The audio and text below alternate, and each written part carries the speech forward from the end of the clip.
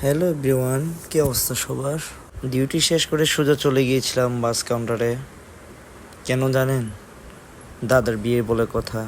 তারপর সোজা বাসে উঠে পড়লাম ঢাকা থেকে রাঙামাটির উদ্দেশ্যে। তারপর পৌঁছে গেলাম কুমিল্লাতে। কুমিল্লায় কিছু কেনাকাটা করলাম।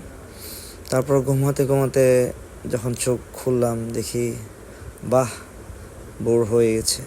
দেন পৌঁছে গিয়ে সকালের ব্রেকফাস্ট সেরে ফেললাম। আমার দোলাভাই আমাকে বাজারে রিসিভ করতে আসেন। তারপর অবশেষে পৌঁছে গেলাম নিজ গ্রামে।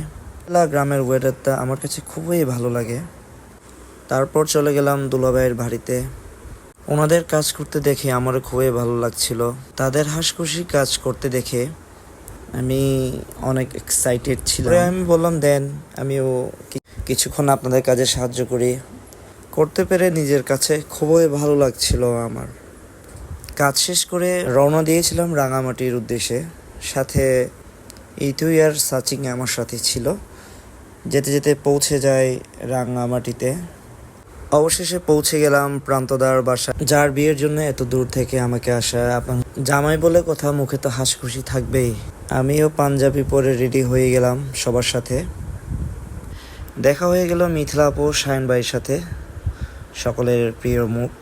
আঙ্কেল আন্টিদের মাধ্যমে দাদার কেক কাটা শুরু হয়। এটা হলো আমার গ্রুপ। আমরা অনেক মজা করে কেক কেটে গায়ে হলুদ সেলিব্রেট করছিলাম। দেখা হবে নেক্সট ভিডিওতে। ভালো থাকবেন, টাটা।